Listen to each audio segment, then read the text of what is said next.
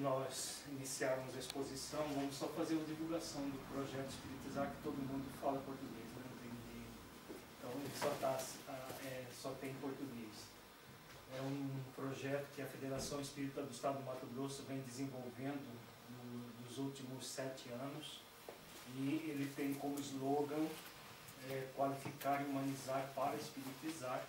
O objetivo é desenvolver a tríade sugerida pela mentora Joana de Ângeles ao movimento espírita, através da mediunidade de Valdo Franco, há cerca de 10 anos, que a mentora sugere que o movimento faça ações para espiritizar o movimento espírita. Por mais paradoxal que possa parecer a palavra espiritizar o movimento, é porque nos últimos anos, infelizmente, o movimento espírita vem se afastando das bases kardecianas e das bases evangélicas. E esse projeto ele trabalha exatamente dentro dessa vertente, fidelidade a Jesus e a Kardec. Ações que possamos nos qualificar enquanto trabalhadores espíritas, humanizar as nossas relações e aproximar cada vez mais o movimento espírita da doutrina espírita. Então, nós temos um site na internet, esse aqui, www.espiritizar.org. Lá vocês encontram, inclusive, esse seminário completo sobre o assunto que nós vamos só fazer um resumo na noite de hoje. Tem disponível em 12 videoaulas sobre saúde espiritual, além de vários outros cursos e seminários que estão disponíveis em slides aula e em DVD também. Basta ter uma internet rápida e ter acesso gratuitamente a todo esse material. Nós comparamos a saúde espiritual com um jardim florido como esse que nós estamos vendo aqui, que é aqui perto, na Holanda, Parque Keukenhof. Não sei se é assim que pronuncia. Eu apertei algum lugar errado.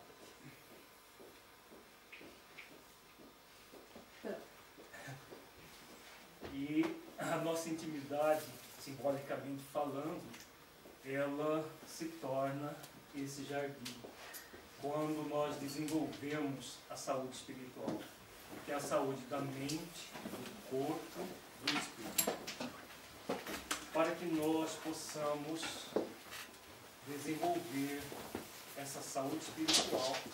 O caminho é a nossa conexão com o modelo e guia da humanidade.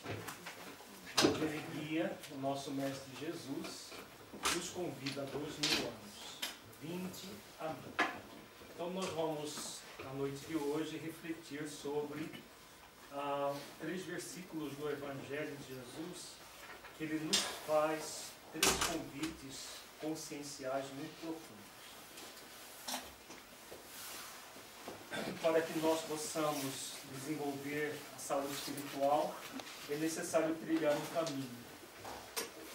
Esse caminho tem 3 ações: cultivar o sentimento de aprendiz, cultivar o cumprimento do dever consciencial e cultivar uma profunda gratidão a Deus, para que nós possamos ser saudáveis.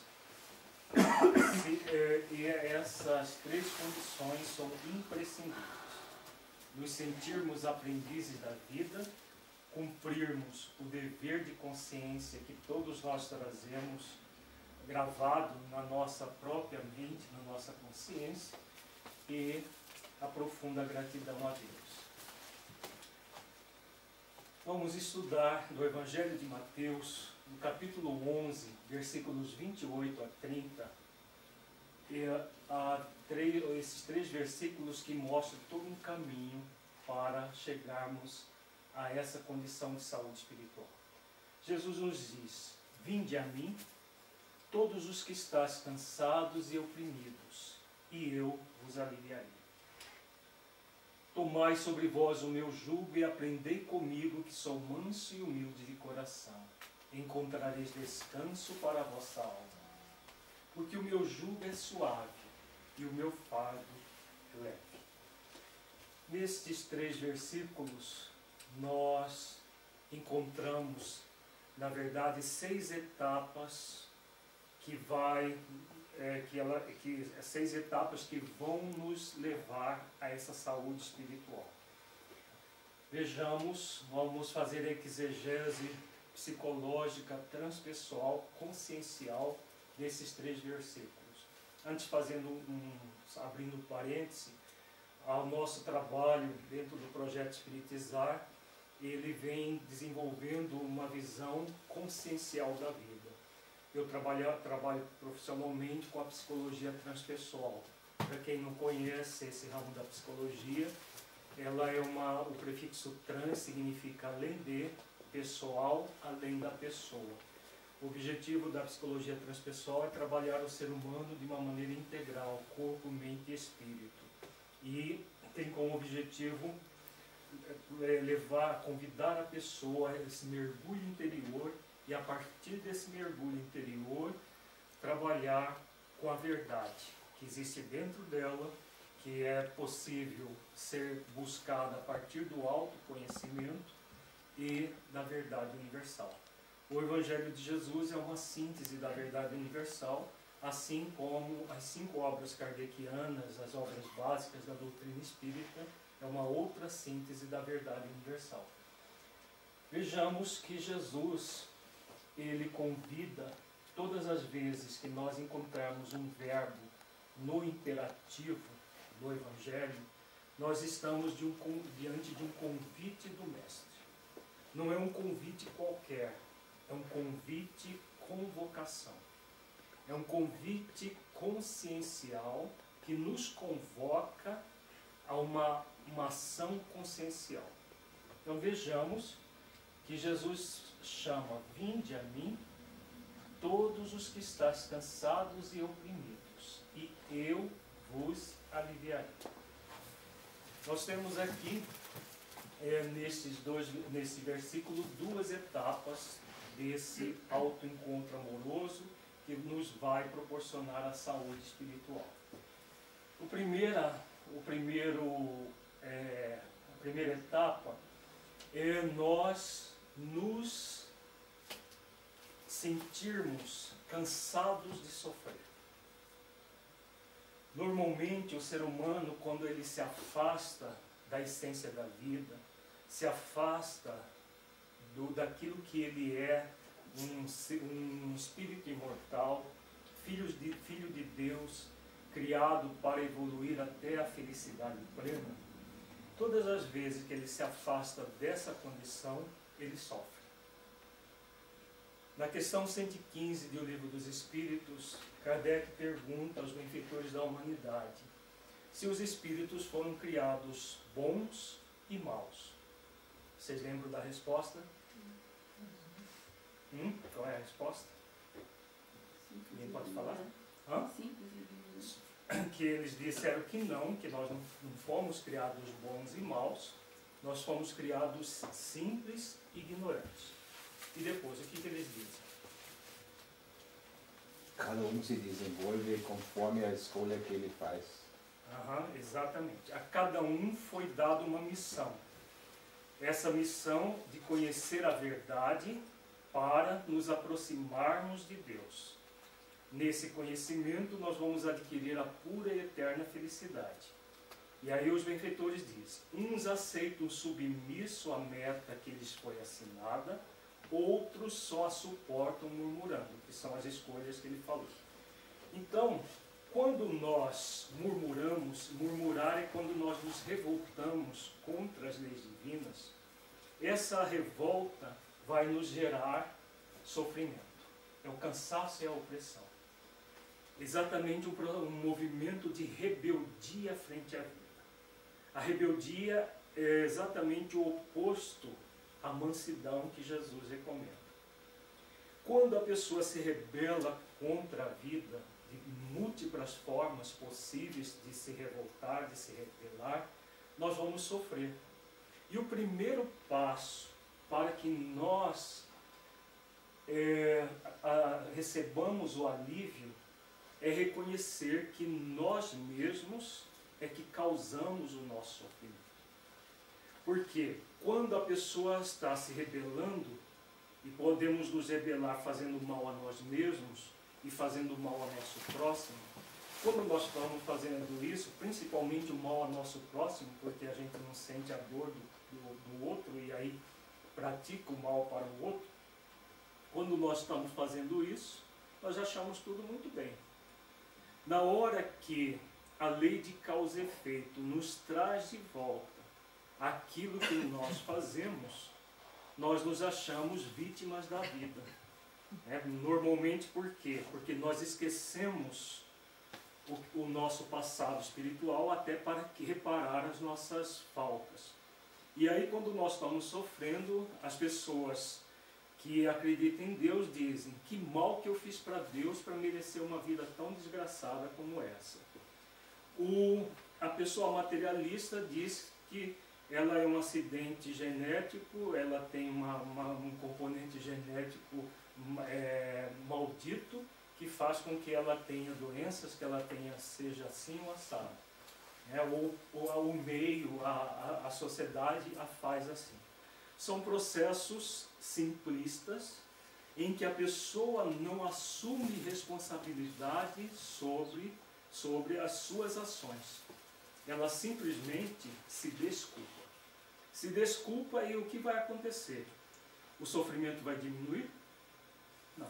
O sofrimento vai permanecer e vai se ampliar cada vez mais. Até que ela chegue no fundo do poço de sofrimento. Quando ela chega no fundo do poço, como ninguém gosta de sofrer, nós vamos fazer uma enquete rápida aqui. Quem é que gosta de sofrer, levanta a mão. Como ninguém gosta de sofrer, ninguém levantou a mão, ninguém gosta, a pessoa se lembra que existe talvez algo a mais do que ela está vivendo, aquela vidinha que ela está vivendo. Seja do ceticista, que não acredita em nada, seja o espiritualista, que acha que as coisas são assim, porque Deus escolheu a gente para sofrer, porque as coisas são assim mesmo, e a gente tem que se conformar e coisa desse tipo. A doutrina espírita nos diz que nós somos autores das nossas vidas. Nós, com o nosso livre-arbítrio, nós podemos criar o nosso sofrimento ou a nossa libertação do sofrimento. O grande objetivo da vida é nós nos libertarmos do sofrimento. Então, quando nós reconhecemos, eu é que causei esse sofrimento. Então, se eu é que causei, se eu não causei agora, nesta existência, porque existem as causas atuais das aflições, está lá muito claro no Evangelho segundo o Espiritismo, existem também as causas anteriores às aflições, um outro item do Evangelho segundo o Espiritismo. Então, se não tem nada nesta existência que tenha gerado todo esse sofrimento, a causa está no passado, mas fui eu mesmo que gerei esse sofrimento. Então o primeiro passo é esse: eu tomar consciência e me arrepender de estar nesse caminho que produz sofrimento. Não um processo de culpabilidade, eu sou culpado do meu sofrimento. Não é por aí. A culpa não nos ajuda em nada. Eu sou responsável pelo meu sofrimento. Assim como eu sou responsável pelo sofrimento, eu serei responsável por me libertar desse sofrimento. Então esse é o primeiro passo. A partir desse primeiro passo, nós somos convidados a ir até Jesus. A maioria das pessoas que se dizem cristãs mitifica Jesus. E como é mitificar Jesus? É simplesmente dizer que Jesus já morreu por nós, Ele é nosso Salvador, está tudo resolvido, não precisa fazer mais nada. Outras pessoas dizem palavras mágicas como, por exemplo, o sangue de Jesus tem poder. Respeitamos todas as pessoas que pensam assim, mas é uma visão simplista do vinde. O verbo no imperativo já dissemos que é um convite consciencial para que a pessoa realize uma ação. Nunca é uma proposta passiva. Por isso o imperativo, vinde. não é um processo simplesmente mitificar o Mestre Jesus e ficarmos nessa mitificação sem sentido. O vinde a mim é ir ao encontro do amor incondicional, e Jesus é o grande exemplo. Então Jesus é o exemplo de amor, de mansidão e de humildade. Esse exemplo deve ser trazido para dentro das nossas vidas. Então não é um processo passivo, em que eu vou me aliviar simplesmente falando palavras mágicas, do tipo o sangue de Jesus tem poder, ou indo numa igreja esperando que as coisas me modifiquem de fora para dentro, porque eu estou ali, ou mesmo vindo ao centro espírita e tomando passe, tomando água fluídica, semanas atrás de semanas, e esperando passivamente que os meus problemas sejam resolvidos. Afinal, eu estou indo lá. Então, basta ir e a gente resolve todos os nossos problemas. Muita gente pensa simplisticamente que as coisas são assim. Não são. O vinde a mim é uma atitude em que eu tomo consciência de que o desamor gerou o meu sofrimento. Eu quero viver de uma forma mais tranquila, mais amorosa, então é necessário que eu faça exercícios de amor. Então, vinde a mim significa trazer o amor incondicional, que Jesus é o exemplo, para dentro das nossas vidas. Quando nós começamos a fazer esse exercício de amor por nós mesmos, o amor é que alivia. Então Jesus é o nosso modelo e guia, diz a questão 625 do Livro dos Espíritos. Nós somos convidados a modelá-lo e não a imitá-lo. Os crentes do caminho fácil imitam Jesus. Falam palavras, decoram textos do Evangelho e ficam ali repetindo sem sentir aquilo que falam. A proposta de Jesus é que nós sintamos do coração, modelá-lo para que ele sim se torne o nosso guia. Então é o real significado do vinde a mim. Então, a partir do momento que nós tomamos consciência, primeiro passo, que fomos nós que geramos o nosso mal, por atos de desamor e de pseudo-amor. Pseudo-amor é o falso amor que oculta o desamor. Então, tomamos consciência. E aí, vamos ao encontro do amor incondicional, nós vamos receber o alívio. Agora, esse alívio não é para que a gente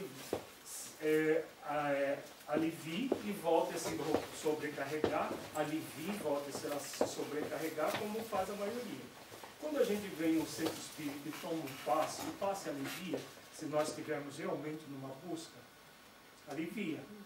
Agora, a maioria das pessoas vem, alivia, volta a se sobrecarregar, vem, alivia e ficam nisso. Não é dessa forma. Para que nós vamos receber o alívio? Vem a terceira etapa. A terceira etapa, Jesus faz o convite aqui. Tomai sobre vós o meu jugo. Mais um verbo no imperativo, tomai. Um convite consciencial. O jugo, a palavra jugo, significa diretriz de vida. Qual é a grande diretriz de vida do Mestre Jesus? Nós poderíamos resumir a sua diretriz de vida com uma lei divina, a lei maior. Alguém lembra qual é a lei maior? Amar a Deus sobre todas as coisas. Não. Esse é o mandamento maior que Jesus legou. A lei divina maior. Tem a ver com isso. Capítulo 10 das leis morais do Livro dos Espíritos. Toda caridade não tem salvação? Esse é o Evangelho. Livro dos Espíritos, capítulo 10, livro 3º. Hoje não é sábado, mas é dia de sabatina. Nossa, agora também. Lei de justiça, amor e caridade. Lembram? Capítulo 10 é o livro das leis morais. Tem 10 capítulos. O 10º capítulo, lei de justiça, amor e caridade.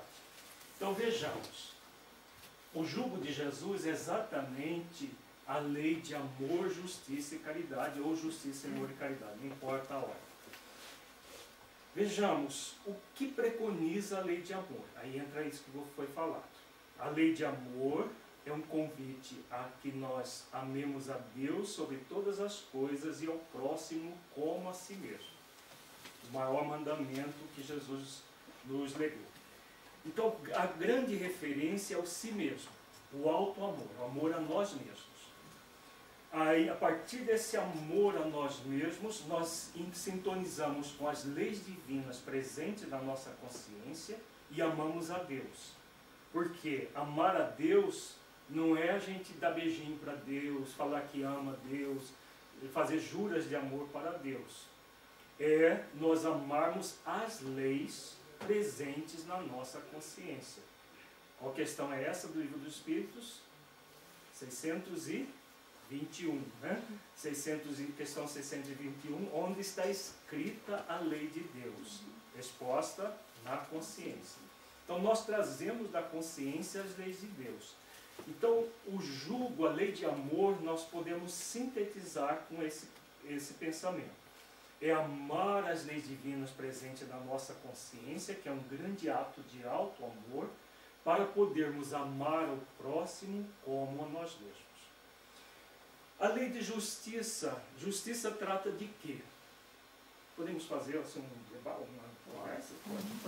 E aí fica uma exposição menos monóloga e mais dialogada. Justiça trata de quê? Dever e direito?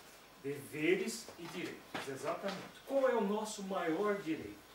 Agora há pouco nós falamos dele. Está na questão 115 do Livro dos Espíritos. Qual é o nosso maior direito? Nós fomos criados para isso. Hã? A vida?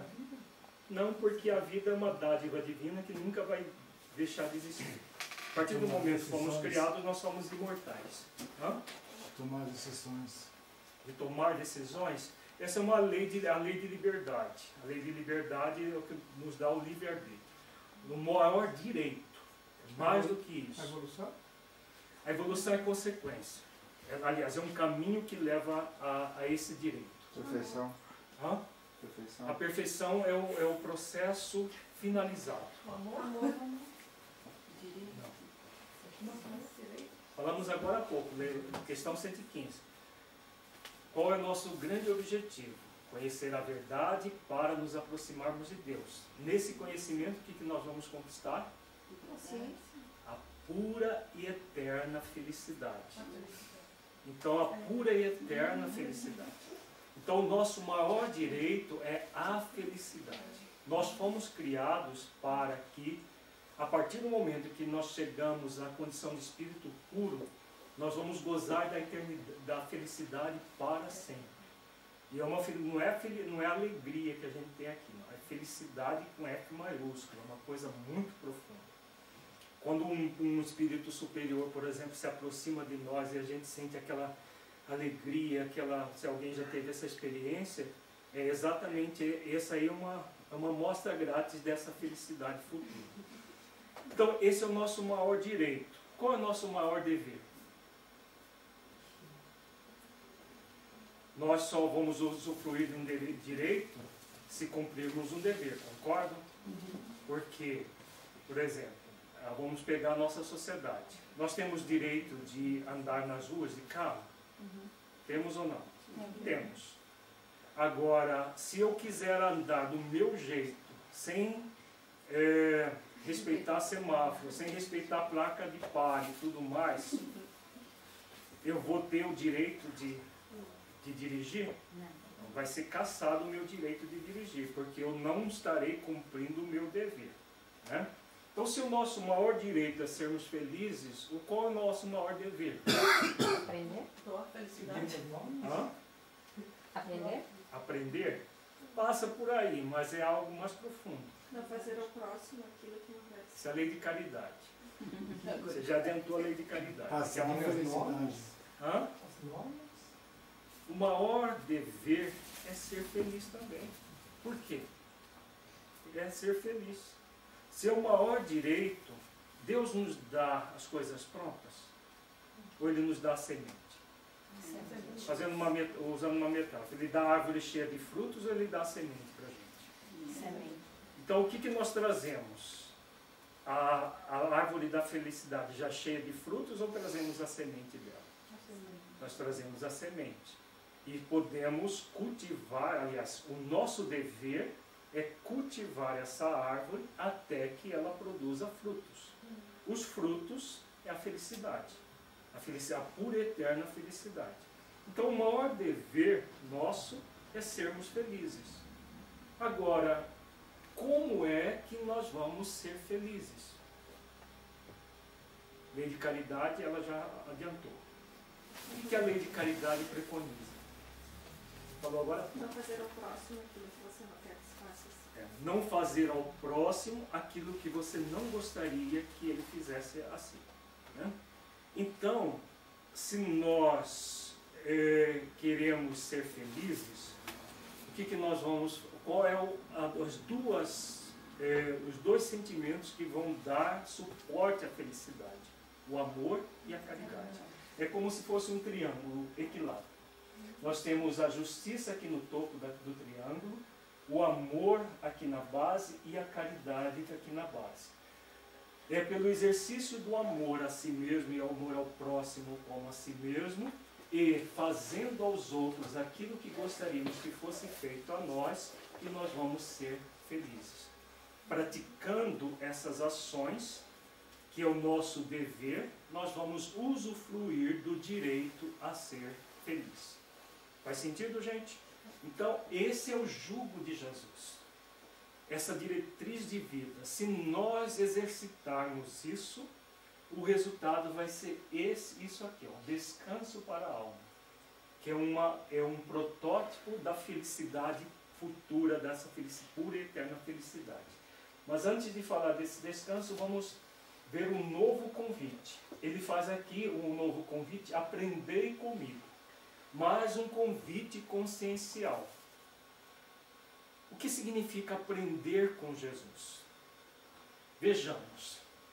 Jesus é o nosso modelo e guia. Ele é o mestre das nossas vidas.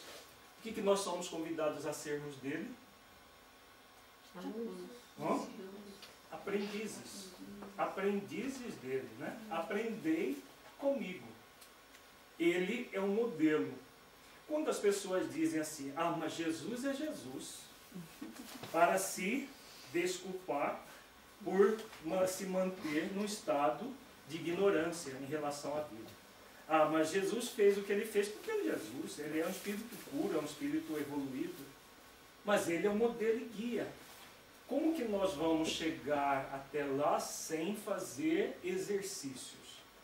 Como que a gente aprende algo sem fazer exercícios? Vamos fazer uma comparação com a nossa vida acadêmica. Todos nós aqui, acho que a maioria, pelo menos, já chegou na universidade ou pelo menos o 2º grau. Para que nós chegássemos onde nós estamos no nível de escolaridade, nós simplesmente foi desejando, eu quero ser um profissional de tal área. E aí, Shazam, a vida levou a gente para lá. Foi assim?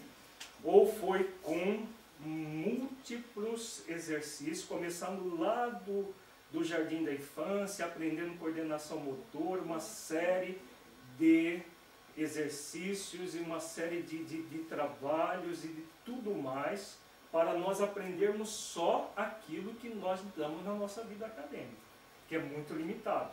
Eu, por exemplo, sou médico. Então, os meus conhecimentos ficam reduzidos a isso. De física quântica eu não entendo nada, né? E vou precisar de várias encarnações para entender. Então, isso só para resumir a questão acadêmica. Tem muita gente que quer conhecer a verdade universal de ouvir dizer. Eu vou no centro uma vez por semana, eu assisto a palestra, eu vou dominar toda a verdade universal. Será que vai ser possível? Vejamos, a verdade universal. As coisas do coração, do espírito imortal. Será que uma ciência como a química, a biologia é menos complexa do que o conhecimento da verdade? Né? A grande maioria das pessoas quer conhecer a verdade sem estudar nada. Quer conhecer, por exemplo, doutrina espírita assistindo palestra ou lendo romance, que é pior ainda. E muitos romances que não valem nada em termos de doutrinariamente falando, são livros de pseudo-sábios. Hoje em dia o movimento espírita está cheio de romances que não valem nada do ponto de vista doutrinário. Ele só vale o papel para fazer reciclagem. E tem gente que acha que vai conhecer a verdade universal fazendo isso. Para que nós possamos aprender com Jesus, é preciso muitas e muitas existências. Não é uma existência só que nós vamos conseguir. Agora, é necessário que nós comecemos agora. É um convite que ele faz há 2000 anos para todos nós. Aprender com ele. A partir do momento que nós tomamos consciência, esse aqui já é o quarto caminho, a quarta etapa. Tomar o jugo é a terceira etapa, que é a lei de amor, justiça e caridade. A quarta etapa, aprender com ele. Agora, Jesus, ele coloca esse aprendizado, não um aprendizado qualquer. Tem gente até que estuda um pouco da doutrina espírita, das leis divinas, porque a doutrina espírita, na verdade, é o resumo das leis divinas. Outras estudam o Evangelho de Jesus, não entendem muito bem, mas estudam. E fica nesse aprendizado puramente intelectual. É essa a proposta de Jesus? Qual que é a proposta dele? A proposta dele chega aqui no nível do coração. A primeira pessoa a falar de inteligência emocional que eu conheço foi Jesus. Daniel Goleman, quando desenvolveu a inteligência emocional da década de 90 do século passado, parecia que ele estava descobrindo a pólvora. Ele escreveu um livro que se tornou best-seller internacional, Inteligência Emocional, que é chamada também Inteligência do Coração. Olha quem falou de inteligência emocional.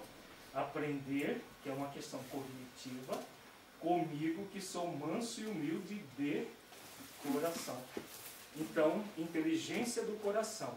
É preciso que nós desenvolvamos duas áreas da nossa vida: intelecto e a emoção, o sentimento. Porque Jesus fala das questões do coração. Claro que o primeiro passo é você saber daquilo que ele fala, que é o aprender.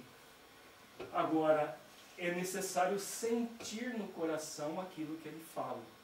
Porque não basta a gente ter conhecimento intelectual, é necessário também sentir no coração aquilo que se conhece. E como que se faz isso? Refletindo o conhecimento nas nossas vidas. Então você traz o conteúdo estudado. No Projeto Espiritizar nós temos desenvolvido esse caminho. É um caminho reflexivo, em que você primeiro raciocina, aí depois você reflete sobre aquilo na sua vida, e aí você abre campo para sentir no coração aquilo que você sabe. Então, saber, sentir, vivenciar a verdade. E aí temos aqui a mansidão e a humildade. Então são três sentimentos. O amor, que tem a ver com o jugo do amor aqui, a mansidão e a humildade de coração. Amor, mansidão e humildade são os recursos que fazem com que nós nos tornemos aprendizes da vida. Nós somos aprendizes do grande mestre. Esse é o convite para todos nós. Quando a pessoa diz assim: esse negócio de religião eu vou deixar para quando eu for velho, esse negócio é coisa de carola, não quero saber disso. Nós podemos fazer isso? Podemos ou não? Podemos, porque é o nosso livre-arbítrio. Podemos, porque nós temos o livre-arbítrio. Nós devemos fazer isso? Não. Porque quem que garante que você vai ficar velho para ter tempo de fazer os estudos quando ficar velho? Ninguém. Olha que a pessoa tem a bola de cristal que olhou: eu vou desencarnar com 100 anos. Quando eu tiver 90 eu começo a lidar com essas coisas. Não existe isso. Então, é necessário que a pessoa supere a negligência em aprender. que é um dos grandes obstáculos ao aprender com Jesus. Outro obstáculo é o perfeccionismo. É a pessoa que já se exige uma perfeição que ela não pode ter. Então é a pessoa, por exemplo, que conhece no nível intelectual a verdade, conhece alguma coisa porque ela não refletiu profundamente sobre essa verdade, se ela tivesse refletido não seria perfeccionista. Ao entender alguma coisa, ela já se exige viver aquilo que ela só sabe intelectualmente. E aí ela cria a exigência de perfeição. Essa exigência de perfeição é um movimento de querer a perfeição por autodecreto. A partir de hoje eu sou perfeito. Revoga-se as disposições em contrário. Será que vai ser possível? Claro que não. Então a pessoa ela pode oscilar entre negligência de aprendizado, que ela não se sente, ela não se coloca como aprendiz, ou exigência de perfeição, que ela se coloca como mestre, sem ser mestre. O equilíbrio está no meio, que é o sentimento de aprendiz. Como que aprendiz aprende? Errando e acertando. No perfeccionismo a pessoa não quer errar, ela quer só acertar. Tem gente que acha maravilhoso ser perfeccionista. É uma das piores coisas que a pessoa pode fazer consigo mesma, é o perfeccionismo. Porque ela vai se encher de um sentimento extremamente limitador, que é a culpa. Todas as vezes que ela errar, ela se enche de culpa. A pessoa que negligencia também é extremamente nocivo, porque ela se enche de desculpa. Porque ela vive num processo de preguiça mental e se desculpa o tempo todo de não realizar as ações. Então, nem culpa da exigência de perfeição, nem a desculpa da negligência em aprender. O aprendiz, ele aprende com os erros e com os acertos. Então, quando Jesus fala, aprendei comigo, que sou manso e humilde de coração, encontrareis descanso para a vossa alma. O que é esse descanso aqui? É a pessoa administrar bem as suas limitações. Vejamos, o que gera negligência em aprender? Preguiça, exatamente. Tem gente tão íntima da preguiça que ela não chama mais de preguiça, é a pre. É a pre. Né? Os jovens hoje não chamam das iniciais, lá no Brasil os jovens a Fernanda é a Fê, a Priscila é a Pri, o Fernando é o Fê, e aí eles chamam só das iniciais. Tem gente tão íntima da preguiça que ele não chama mais de preguiça, é a pre. Então, quando ele dá vontade de fazer alguma coisa, ele deita na rede com a preguiça, e a preguiça faz carinho nele, ele faz a preguiça e vão levando a vida. Né? Tem muita gente assim. É a pessoa que se negligencia o aprendizado. O perfeccionista também tem muita preguiça. Por quê? Porque ele não quer errar para ter que fazer de novo? Exatamente, ele não quer aprender. Se ele fosse já perfeito por autodecreto, é o melhor dos mundos. Eu me decreto a perfeição, não faço o esforço de aperfeiçoamento, porque o esforço de aperfeiçoamento é subir uma montanha. Então ele já se coloca, se ele pega um helicóptero, a vida me pega daqui e põe lá em cima. Pronto, está tudo resolvido. Também é preguiça. Então os dois movimentos são extremamente preguiçosos em si mesmos. Um na exigência de perfeição e outro na negligência. O aprendiz aprende com seus erros e acertos. Quando o aprendiz acerta, ótimo, ele tem uma conquista a êxito e segue em frente. Quando ele erra, ele é convidado a uma conquista aprendizado. Só é possível aprender fazendo exercício de mansidão e de humildade. Vejamos, o negligente, que sentimento que ele está desenvolvendo? Orgulho? Esse é o exigente. Rebeldia. A vida nos convida sempre a aprender. E ele turrão, não quero. Eu vivo assim mesmo. Quem quiser que se mude, mas eu sou desse jeito, não quero nem saber. Eu sou assim. Eu vou morrer assim. É a síndrome da Gabriela. Né? Eu nasci assim, vou morrer assim, vou ser sempre assim. Então a pessoa, ela entra num processo de negligenciar a vida por uma rebeldia enorme. Porque nós trazemos na consciência as leis divinas e não aprender é muito grave para todos nós. E o exigente? Que sentimento que ele nutre em vez deste aqui? Orgulho. Porque é orgulho de já querer ser perfeito por autodecreto. Esse negócio de aprender, como Jesus ensina, não está nada com nada, não. A gente tem que ser perfeito de uma hora para outra. É o orgulho que leva a isso. Não? A culpa é consequente. Todas as vezes que o perfeccionista erra, porque ele traz um orgulho muito forte, aquele orgulho manifesto se torna um orgulho ferido. Então o perfeccionista está oscilando sempre entre dois sentimentos. O orgulho manifesto, que é essa manifestação do orgulho de ser perfeito, sem passar pelo aperfeiçoamento, e o orgulho ferido todas as vezes que ele erra. Ele se sente a pior das criaturas, e se sente culpado e se machuca intensamente por isso. Então o tempo todo vitalizando o orgulho em vez de humildade. Vejamos, para sermos aprendizes do Mestre, é preciso exercício de mansidão, para aceitar que a vida é assim, nós vamos evoluir gradualmente até a perfeição, nós temos a eternidade para fazer isso. E ao mesmo tempo, exercício de humildade, para nos colocarmos como aprendizes mesmo. Qual é o problema de errar? Só não erra quem não está fazendo nada.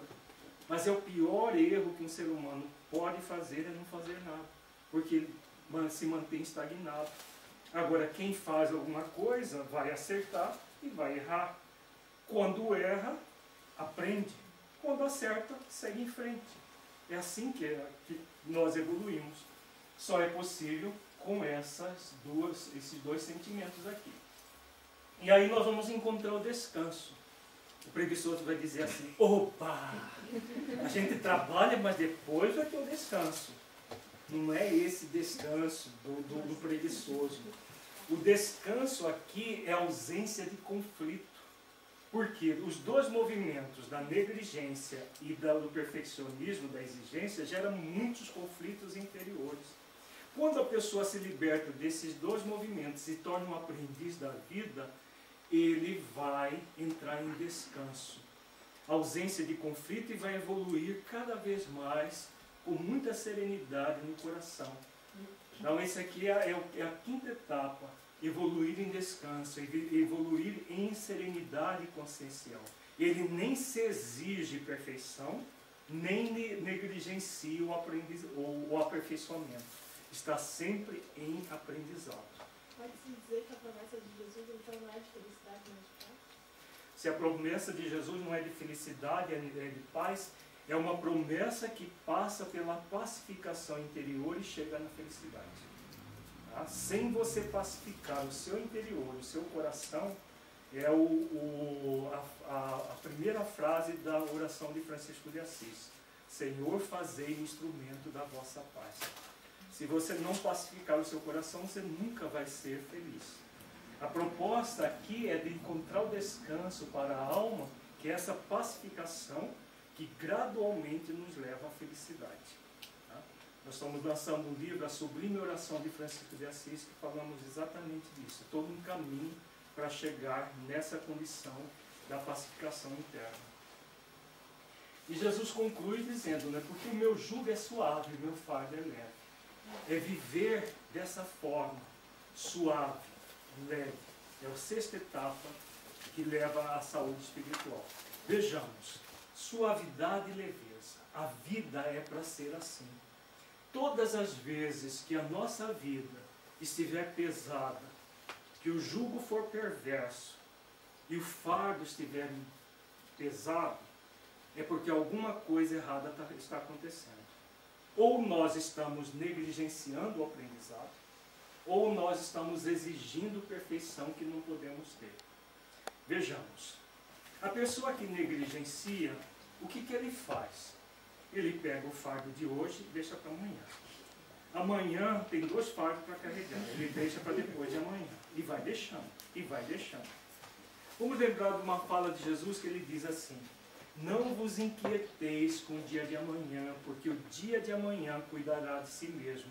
A cada dia basta o seu fardo. Tem algumas traduções em português que falam cada dia basta o seu mal. Não é mal, é fardo. Então vejamos, cada dia nós temos um fardo para carregar. Qual é o fardo do aprendiz?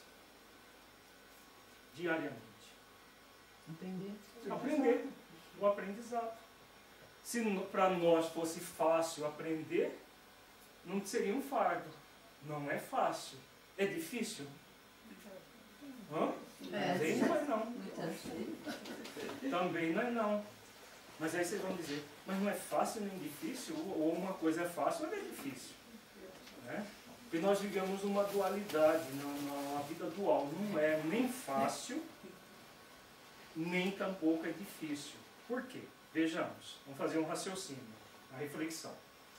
Uma coisa difícil nos dificulta a vida, não é? Não é verdade? Se a vida está difícil, eu vou dizer, ah, nossa, que vida fácil. Está difícil. Então, é uma vida com dificuldades, dificultosa. Então, algo difícil nos dificulta a vida. Aprender não é fácil, nem difícil. É o quê? Trabalhoso. Trabalhoso. Agora, para o preguiçoso, tudo que é trabalho é muito difícil. A pessoa até enche a boca, mas é muito difícil isso. Por quê? Porque vai dar trabalho.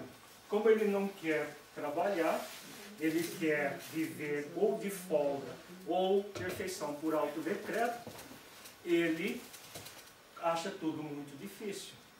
Né? Tem muita gente aí no mundo querendo revogar a lei do trabalho. Deus errou quando criou essa tal da lei do trabalho. A vida era para ser sem trabalho. Né? De preferência, principalmente o trabalho interior. Né? Trabalho até para conseguir dinheiro a gente vai, mas o trabalho interior, não, deixa isso para depois. Então o que a pessoa faz? A pessoa que pensa assim, ela pega o fardo de hoje, deixa para amanhã, né? E vai acumulando o fardo. E aí? Vai chegar um dia que ela vai falar, toma, fardo é seu, Paulo, não tem nada a ver com isso, você vai carregar para mim para o resto da eternidade. É assim na vida? Todo o fardo que a gente deixou acumulado, nós vamos, se a nossa vida está sofrida hoje, começa a arregaçar as mangas e trabalhar. Porque ela não vai ficar melhor na próxima encarnação, eu cuido dessas coisas, porque vai ser bem melhor do que essa. Por ilusão, ela vai ser muito mais trabalhosa. Por quê? O que você está já tendo de trabalho extra é o da encarnação, da encarnação ou das encarnações que você não trabalhou, que você deixou para esta. Então, se tem trabalho extra, vamos cuidar. Se ainda não chegou de trabalho extra, vamos cuidar do fardo de cada dia. Então, o fardo de cada dia vai ser carregado e suave, ele é leve. Agora, se eu vou acumulando o fardo, ele vai se tornar pesado, não tem outra alternativa. Porque eu não vou poder dar o meu fardo para outra pessoa carregar. Na vida, isso não é possível. É necessário trabalhar e trabalhar sempre. Então, fazendo os esforços diários para nos tornarmos pessoas melhores, com certeza a vida vai ficando cada vez mais suave e cada vez mais leve. Porque isso é que é da vida.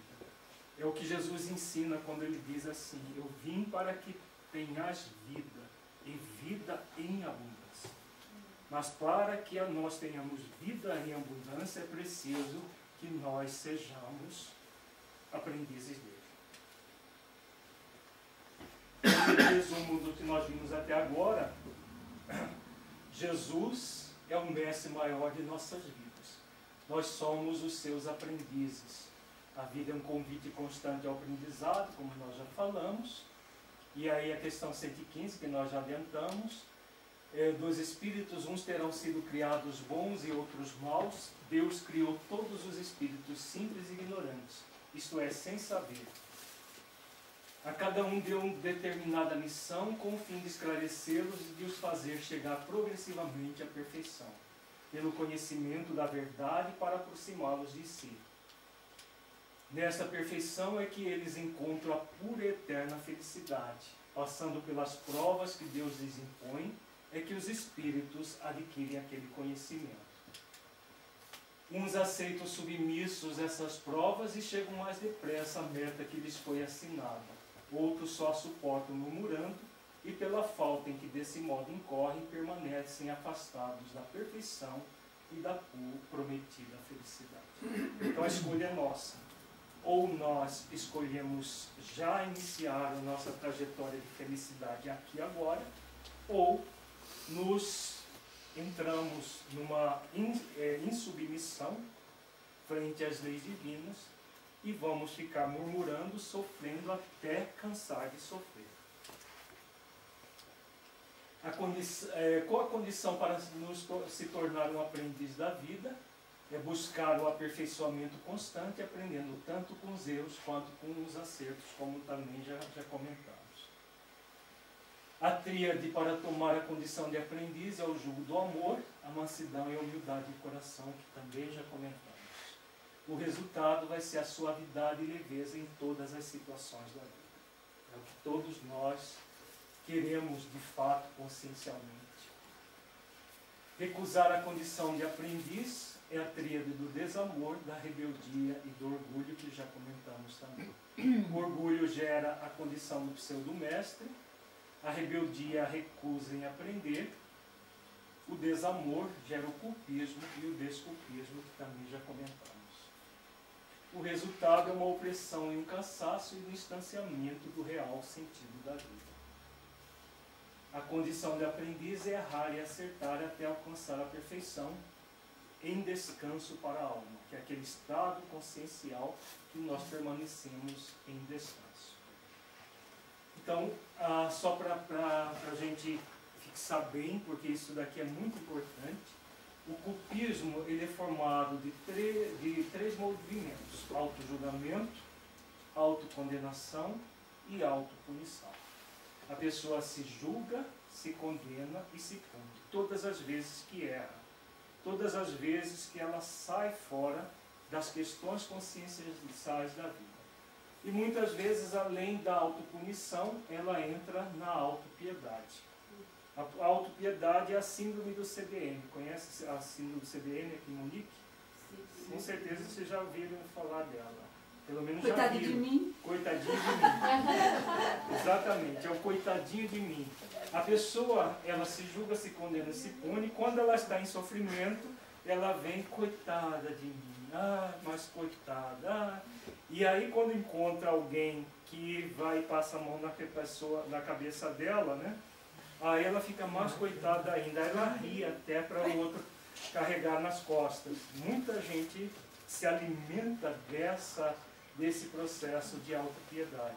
Ela não se modifica exatamente porque ela se coloca como coitada e tem um ganho secundário devido a isso. Vítima. Ela se coloca como vítima da vida. Então isso é resultado da rebeldia, do perfeccionismo, do orgulho, do desamor, e é um estado de pseudo-responsabilidade.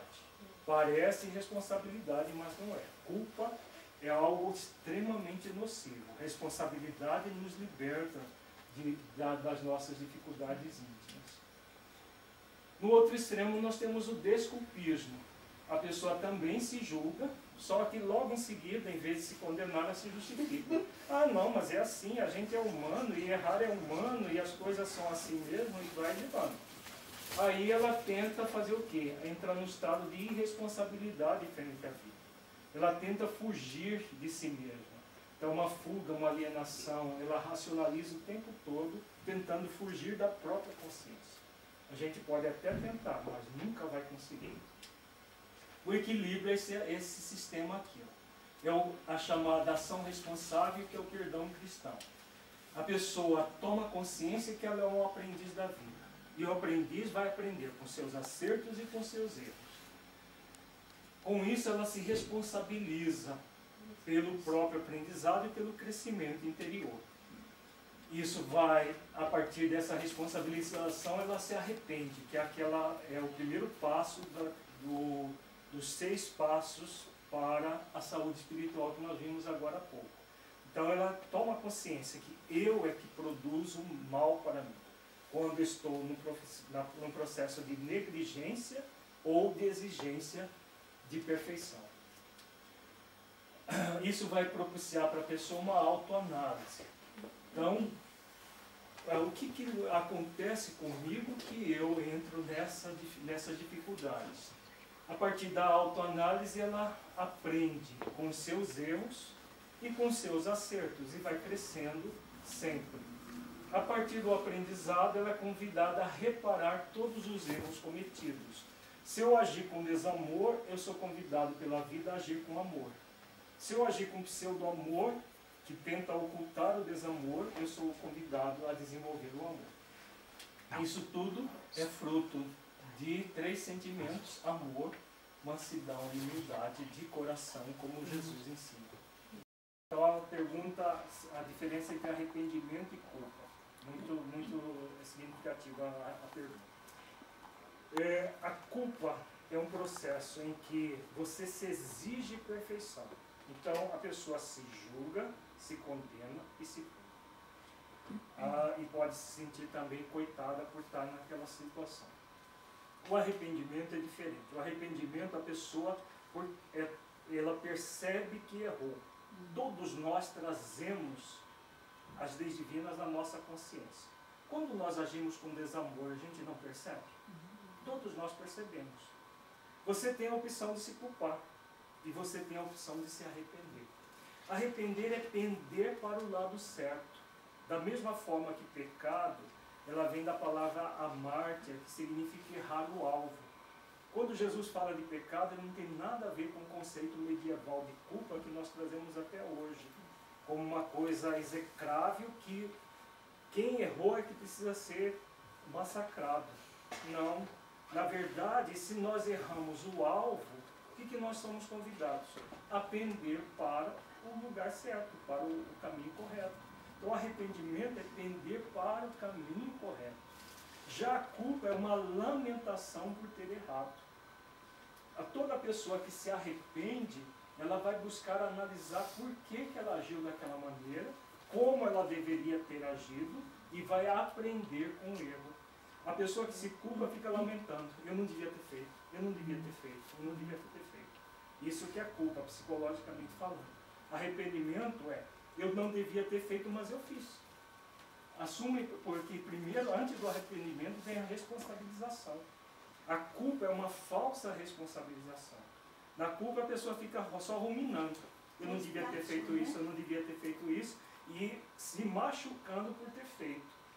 Na responsabilização, eu não devia ter feito, mas eu fiz, ponto. Não tenho como voltar atrás. O que eu tenho agora é como reparar o erro praticado. Se eu agir com desamor, agora eu sou convidado a agir com amor, pender para o lado certo. Né? Em vez de errar o alvo, acertar o alvo. É exatamente isso que é a proposta de Jesus para todos nós. Então, o aprendiz, ele sempre se vê como um ser humano perfectível. É diferente do perfeccionista, ele já quer ser perfeito. O aprendiz, ele sabe que ele é perfectível. Ele é filho de Deus, aprendiz da vida. E que ele está aqui para aprender com seus acertos e com seus erros. E vai em frente, se aperfeiçoando sempre, até não sabemos quando nós vamos nos tornar espíritos puros. Nós temos toda a eternidade para chegar lá. E aí, lembrando de uma fala de Jesus: e conhecereis a verdade vos libertará. Então, o compromisso do aprendiz é a superação da ignorância sempre. Existem 3 níveis de ignorância que nós somos convidados a superar: a ignorância de não saber a verdade, a ignorância de não sentir a verdade e a ignorância de não vivenciar a verdade. Vejamos que Jesus fala, conhecereis. Conhecimento está no nível do intelecto, do saber. Aí ele diz que a verdade vos libertará. Então não é o conhecimento que liberta, é a verdade. Então a verdade de que forma? Refletida e sentida no coração, que liberta. A libertação é a vivência dessa verdade dentro das nossas vidas. Então o tempo todo saber, sentir e vivenciar a verdade é o caminho de superação da ignorância. O segundo cultivar é o cumprimento do dever consciencial. O dever maior de todo ser humano é evoluir. Esse é o dever que nós trazemos na nossa consciência. Deus nos criou simples e ignorantes e nos deu a missão de evoluir até alcançar a pureza espiritual completa, como nós vimos na questão 115. A condição para evoluir sempre será o amor, e o nosso dever de consciencial é utilizar o amor como norteador para evoluir em todas as circunstâncias. Então o amor vai ser a grande energia que vai nos conduzir à prática da lei de amor, justiça e caridade. O amor é uma virtude que nos direciona realmente a cumprir essa lei maior.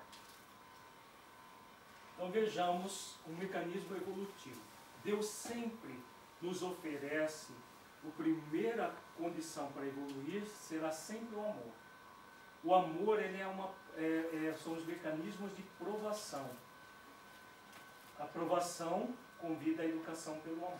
Então vejamos, na nossa vida acadêmica, se nós formos bons alunos, os bons alunos repetem de ano? Não. Passa por média e vai indo cada vez melhor, porque ele se aplica e esse movimento amoroso faz com que ele vá progredindo sem repetir. Todas as vezes que a pessoa se recusa a educar-se pelo amor, o que vai acontecer? Por exemplo, um aluno que se recusa sistematicamente em aprender. Ele repete o ano várias vezes, e se não tiver jeito, o que vai acontecer? Pode chegar até ser expulso da escola. Deus nos expulsa da vida? Não. Enquanto que na vida acadêmica tem limites, dentro da expressão divina não há limites. Agora, Deus vai nos manter aqui se nós nos recusamos violentamente a nos educar pelo amor? Não. Nós vamos nos ser levados para o mecanismo expiacional. Vejamos, a aprovação é sempre amorosa. A expiação vai ser sempre uma reeducação pela dor. Por quê? O prefixo ex significa extrair. Pia significa pureza. Ação para extrair a pureza do qual nós nos afastamos. A pureza está aqui no amor, porque nós somos uma essência divina de amor. Quando nós não queremos isso, nós vamos ser convidados a nos reeducar pela dor. Então vejamos, aqui é uma escola em que os professores são amáveis, a escola é bonita, cheia de jardins, mas nós somos convidados a estudar e esporadicamente tem as provas, como acontece com todos os colégios e os bons colégios e tudo mais, né? Nós vamos ter as provas para ver se nós estamos nos aplicando no estudo. É o que acontece na vida. Se nós nos recusamos, nós vamos para uma escola um pouco mais... A escola da expiação, os professores já são muito severos. Aquela professora carrancuda que está ali o tempo todo, qualquer coisa que o aluno faz, ela vai lá e disciplina e tudo mais. A pessoa pode, quando chega na escola da dor, se recusar? Pode. Né? Quando a pessoa entra na escola da dor e quer continuar rebelde, ela pode. Não deve, mas pode. Só que Deus só criou esses dois mecanismos aqui, provação e expiação. A pessoa pode recusar a expiação? Pode. Só que aí, em vez da escola do amor e a escola da dor, ela vai para o reformatório do sofrimento. reformatório já não é mais escola, né? No reformatório, o que tem? Professores ou carcereiros? Tem carcereiros.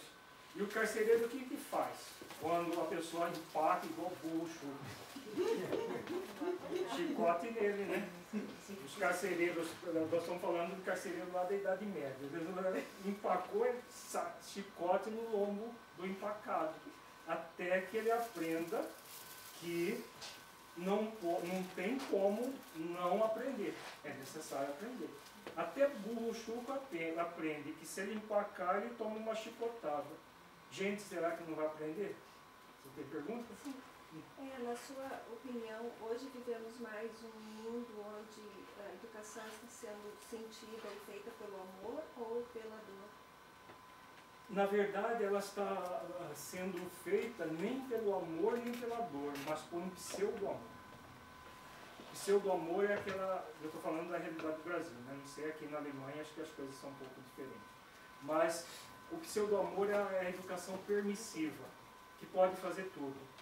Hoje nas escolas, na nossa realidade no Brasil, os professores estão ficando até com medo dos alunos, porque o aluno pode fazer tudo.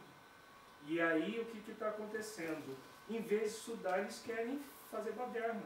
E se o professor ousa disciplinar, ele até apanha. Tem professores que estão literalmente tomando surras dos alunos.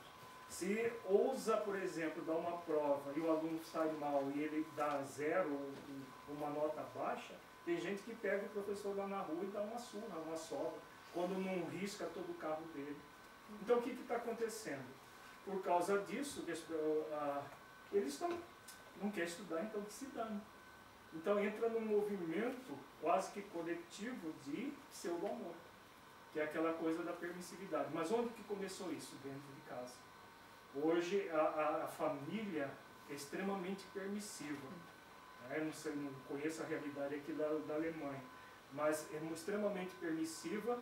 As crianças podem fazer o que querem, na hora que querem, porque ser pai e mãe, no nosso livro Saúde das Relações Familiares e no Saúde da Relação Papais e Filhos, nós colocamos isso. Ser pai e mãe dá muito trabalho, é trabalhoso. Então, os pais não querem ter trabalho, é mais fácil deixar os filhos entregues a si mesmos. Quando chega na escola, eles querem que a escola dê jeito naquilo que eles não fizeram.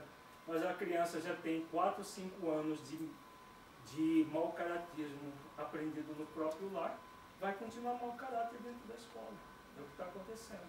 É um processo que parece amoroso, mas não é, pseudo-amor. Na vida é aquilo que nós falávamos agora há pouco, é direitos e deveres. Se eu quiser amorosamente usufruir de um direito, é necessário que eu primeiro pratique o dever de respeito comigo e com o outro, né?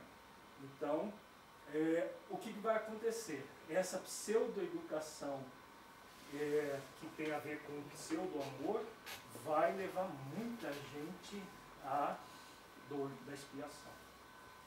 Que é aquela questão, muita gente só aprende a hora que vai lá para o fundo do poço, sofre as consequências e depois aprende. Está se criando muitos delinquentes futuros dentro das próprias casas das pessoas. Tem pergunta? Não, é que no Brasil que eu vejo também muito, não só no Brasil, que como os pais hoje não podem mais educar, porque senão até os filhos mesmo falam, eu vou te levar para a polícia. Sim, E eles não têm nem condições. E o governo brasileiro também só pode ir para a cadeia depois de 18, sendo que... Tem uma série de coisas que acabam gerando uma sensação de que tudo pode. Nem os pais hoje podem educar direito. É uma sensação que tudo Mas pode. uma pergunta, eu acho que muitas vezes o amor e a dor eles estão tão próximos, até pelo fato de conceito. Por exemplo, uma família que tem uma pessoa deficiente física, pode ser dito é a dor. Mas muitas vezes é a forma que a gente sente isso. Pode ser uma pessoa que esteja tendo um problema, que seja doloroso, mas mesmo assim ele pode, através dessa dor, transformar em amor e conseguir melhorar essa situação. Se a pessoa estiver espiando, sim. Se ela estiver em expiação, ela coloca o amor sobre a dor e aí ela minimiza a dor. Mas se ela se revoltar minimamente que seja, ela aprofunda na dor e aí ela gera o sofrimento. Essa é a grande diferença entre dor e sofrimento, psicologicamente falando. Na dor, a pessoa aceita que ali é uma limitação ocasionada por alguma situação que ela fez por onde ter aquilo. E aí esse movimento amoroso com ela faz com que a dor reduza. Então nós seres humanos, somos autores do nosso destino. Nós temos duas questões para lidar com o nosso destino: o determinismo e o livre-arbítrio. O determinismo, que foi colocado por Deus, é o do nascer, morrer e renascer quantas vezes forem necessárias até chegar à perfeição relativa. Não há ninguém que vai ficar numa posição de imperfeição. Todos vamos se dotar de chegar aqui, nessa perfeição relativa. Então isso é determinista, não tem como fugir disso. Não tem como fugir das leis divinas. A gente tenta, mas não tem como. Onde entra o livre-arbítrio aqui? O livre-arbítrio entra na decisão de ser feliz agora ou mais tarde. Aquela pura e eterna felicidade é o nosso futuro, mas nós podemos aqui agora já sentir uma felicidade relativa. Quando é que nós sentimos a felicidade relativa? Quando nós entramos no descanso para a alma, que é aquele processo em que nós vamos nos aprendendo sempre, crescendo com os nossos acertos e com os nossos erros. Nós desenvolvemos a felicidade relativa agora, não precisa esperar para o futuro, não. Agora, se nós nos rebelamos contra a vida, seja na negligência em aprender, seja na exigência de perfeição, nós vamos adiar a felicidade. Então, como e quando agir a libertação ou prisão ao sofrimento vai depender do nosso livre-arbítrio. É a capacidade de escolher entre ser feliz agora ou mais tarde. Então, a prática do dever consciencial vai ser sempre um caminho de autoconsciência. Em Mateus capítulo 26, versículo 41, Jesus diz: vigiai e orai para que não entreis em tentação. Então, nós somos convidados a sair da ignorância e vir para a perfeição relativa do Espírito puro. Para sair daqui e vir para cá é necessário isso aqui, né? A maioria das pessoas negligentes querem ficar assim, eternamente, de papo para o ar, esperando que as coisas aconteçam. Os exigentes querem que o helicóptero pegue elas aqui e põe lá em cima, simplesmente porque elas desejam isso. Elas querem isso e pronto, tem que ser assim. Não vai ser assim. Enquanto não fizermos o esforço de subida, nós vamos ficar aguardando. E tudo passa por um caminho que a gente denomina de técnica parda. Em várias obras nossas tem, inclusive no Saúde Espiritual. Tudo passa por uma percepção, perceber onde nós estamos, de que forma nós estamos. Depois da percepção, você aceitar que você está assim, que você tem essas dificuldades, essas limitações, mas você não é um ser limitado. Depois você vai refletir a melhor maneira de superar isso, vai decidir e vai agir. A ação da vontade. Muita gente empaca aqui na decisão, né? Por quê? Porque toda decisão vai dar trabalho logo depois. Então é mais fácil deixar para um dia desses, para uma hora dessas. Mas alguém já viu um dia desses no calendário? Uma hora dessa no relógio? Né? Então a pessoa vai deixando sempre para um dia desses, uma hora dessa, deixando o fardo de hoje para amanhã, e vai deixando, e vai deixando, e vai deixando. Né? E claro, podemos deixar? Podemos, mas não convém. A partir da decisão é necessário entrar numa ação de transformação. Nós colocamos resumidamente algumas questões aqui. Nas nossas obras e no site do Projeto Espiritizar você tem vários seminários e cursos sobre esses assuntos. Então a ação da vontade é um movimento em que vai começar por um processo de força de vontade. O preguiçoso, ele fala que eu quero muito, mas eu não consigo, mas eu não sou capaz, mas eu não dou conta, mas eu isso, mas eu aquilo. Essa lamentação do preguiçoso é como se ele não tivesse força de vontade. Mas Deus nos criou todos com força de vontade. Mas o que faz o preguiçoso? Deus nos cria com as sementes das virtudes, não com as virtudes prontas. O preguiçoso pega a semente da força de vontade, como ele não quer ter trabalho, o que ele faz? Guarda na gaveta. Ele pega uma gaveta, guarda a semente e fica lá. Uma semente na gaveta não serve para nada. A semente, para ser útil, ela precisa ser colocada numa cova com terra fértil, ser cuidada, irrigada, cuidada múltiplas vezes, até que ela se transforme numa árvore frondosa cheia de frutos. Como o preguiçoso não quer ter o trabalho, ele adia os frutos da felicidade exatamente porque ele faz de conta que ele não tem força de vontade. Na verdade, a debilidade dele é no nível da vontade. Ele tem uma debilidade, ele não é débil mental, mas tem uma debilidade na vontade, e aí ele está sempre deixando para depois o qual pode fazer hoje. Já a pessoa diligente, a pessoa que quer realmente se tornar uma pessoa melhor, ela sabe que ele não vai ganhar da vida disso, mas que ele vai desenvolver. Então ele vai exercitar o poder que tem de mudar a própria vida. Ele vai dizer para ele mesmo: eu quero isso que eu digo de verdade, quero. Então se eu quero, eu posso, eu consigo, eu sou capaz e eu mereço. O preguiçoso diz: eu quero, mas não consigo, mas não sou capaz, mas está sempre se lamentando, porque a preguiça dele que não deixa ele ser capaz. A partir da força de vontade é necessário desenvolver a competência. A competência é o exercício da inteligência cognitiva e emocional. Não basta querer mudar, é preciso saber como. O preguiçoso, ele se escora exatamente: eu quero, mas eu não sei como, coitado de mim. Né? Como se ele fosse um imbecil incapaz de buscar saber. Né? Já o diligente, ele não vê assim. Ele não é uma pessoa incapaz. Ele não tem todas as capacidades.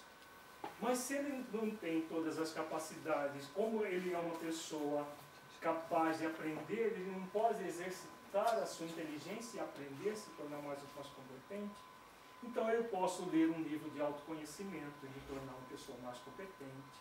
Eu posso assistir um curso de autoconhecimento presencial na internet. Lá no site Espiritizar tem vários cursos de várias áreas de autoconhecimento. Eu posso fazer uma psicoterapia, eu posso fazer uma série de coisas para me tornar mais competente. Mas o preguiçoso diz: mas isso me dá muito trabalho, não vou, não tenho tempo, não sei o quê.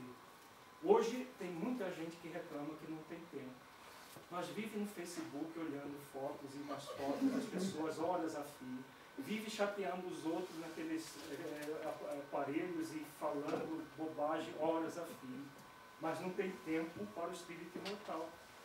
Nós podemos queixar que não temos tempo para o espírito imortal, ficar envolto com coisas nenhumas? Podemos, mas não convém, porque nós estamos pegando o fardo e adiando, não convém. Para que a pessoa possa desenvolver a competência e mobilizar a força de vontade, é fundamental o exercício do auto-amor, que é o amor a nós mesmos, é a base de tudo, como nós vimos agora há pouco. A pessoa que se ama, ela não se contente de viver uma vida mais ou menos. Ela vai fazer todos os esforços para transformar a sua vida. Aquele coitadinho de mim que vive dizendo que minha vida, ele não se ama. A pessoa quer viver de migalhas, enquanto que a vida é para ser abundante, é para ser um banquete, e não ficar catando migalhas que vêm dos outros. Então o que falta muito é exercício de auto-amor. Reclamar da vida não vai mudar a nossa vida. O que vai mudar a nossa vida é o nosso esforço de autotransformação.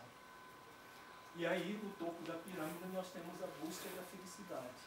Se eu quero ser feliz, porque eu me amo, eu vou buscar toda a competência necessária, vou fazer todos os exercícios que forem necessários para me tornar uma pessoa melhor. Porque eu me amo e quero viver a vida com mais amor. Então, a pirâmide da vontade, ela é envolvida sempre pelo círculo do amor. E aí a pessoa realmente realiza aquilo que ela traz na sua consciência. Um político corrupto também, mas ele tem poder. O político corrupto ele tem poder temporal. Nós estamos falando de poder aqui do espírito imortal. Não era o poder temporal sobre os outros para massacrar os outros. Hitler teve muito poder. O que ele fez com esse país? Não é esse aqui poder, é poder de realizar ações de autotransformação. É o poder do espírito imortal de se tornar pessoa melhor. A terceira questão para nós nos tornarmos pessoas saudáveis é a profunda gratidão a Deus. E no Evangelho de João, capítulo 4, versículo 10, Jesus fala para a samaritana no poço de Jacó: se tu conheceras o dom de Deus.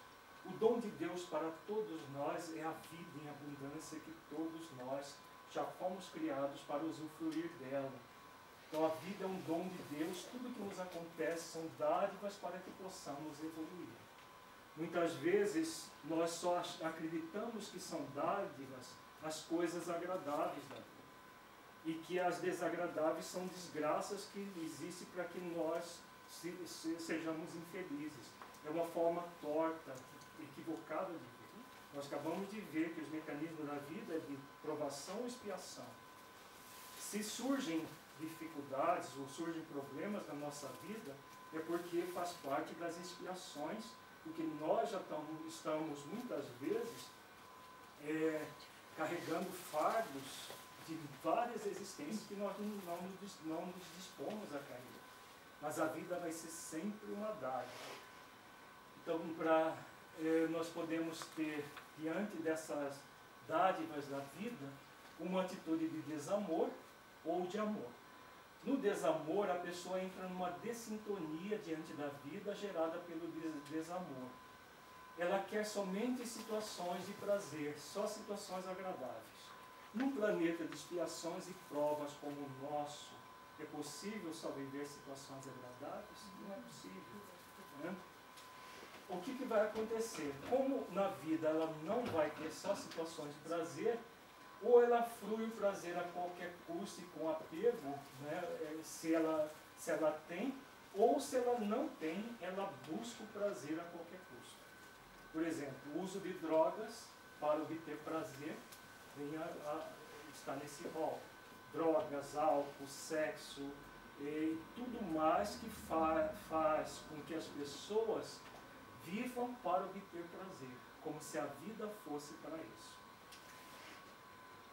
Quando surge alguma dificuldade, ela entra numa revolta. Ela só quer a vida assim, mas a vida vai trazer uma série de dificuldades para ela, e ela se revolta. Por que ela se revolta? Porque o foco dela é na impossibilidade de resolver os problemas. Coitada, ela não sabe, ela não é capaz, ela não dá conta, ela é isso, ela é aquilo.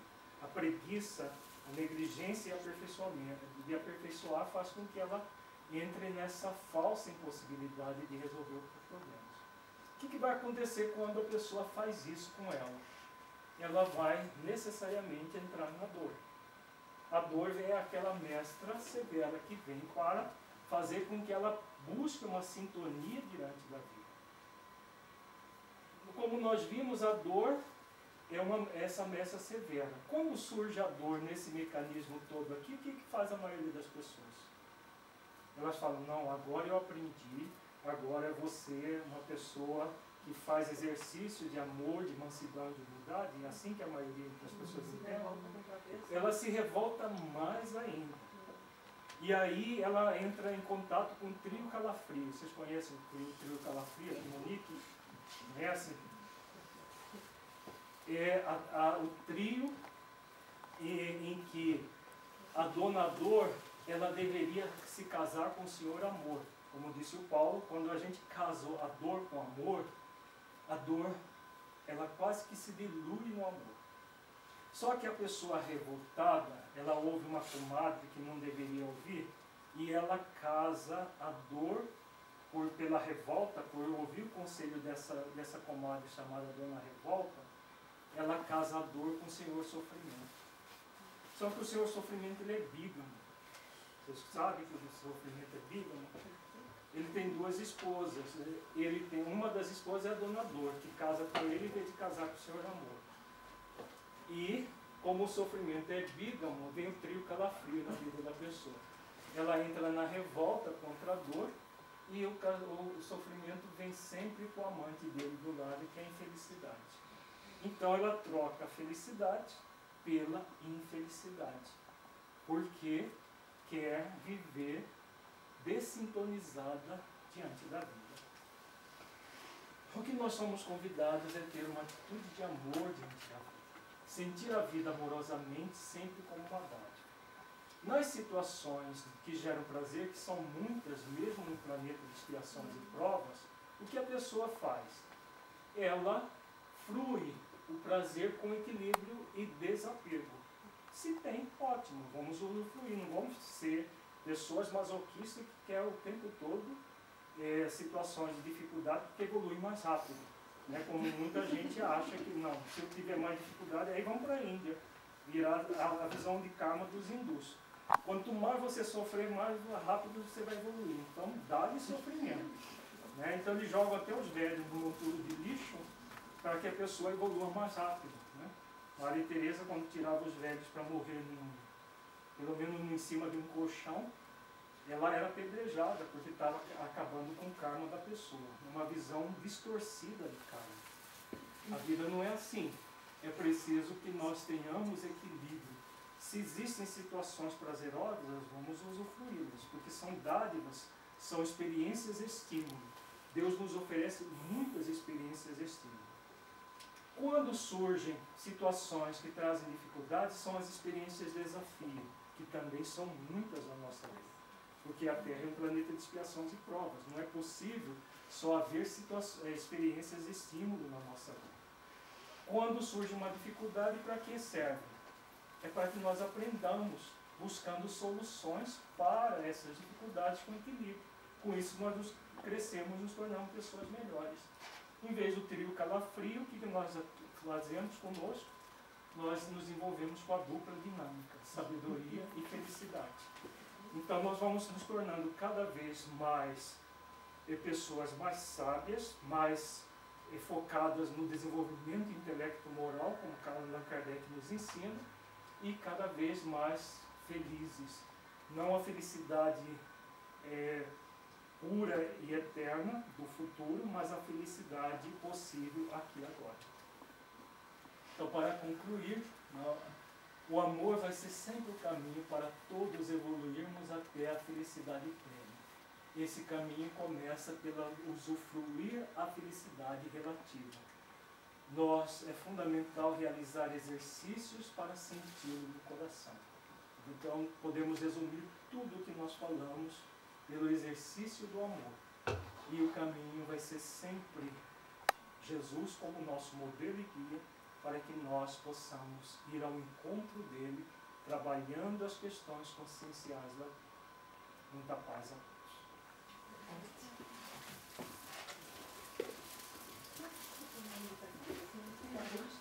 8h30, se quiser que eu abra para perguntar. Gente, abusando.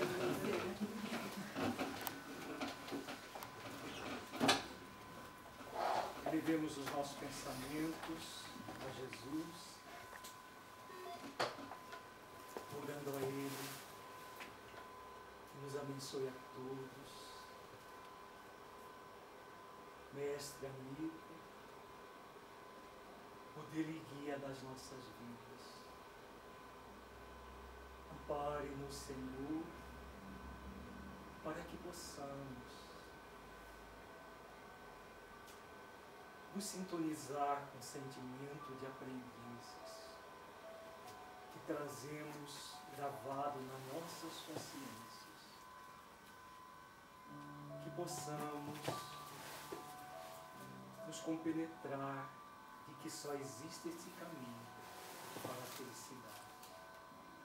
Ser conosco, Senhor, para que possamos cada vez mais, compenetrados desse compromisso consciencial que o Senhor nos convida tantas vezes, possamos definitivamente assumir um compromisso consciencial conosco para nos tornarmos aprendizes da vida. Muito obrigado por tudo, ampare-nos.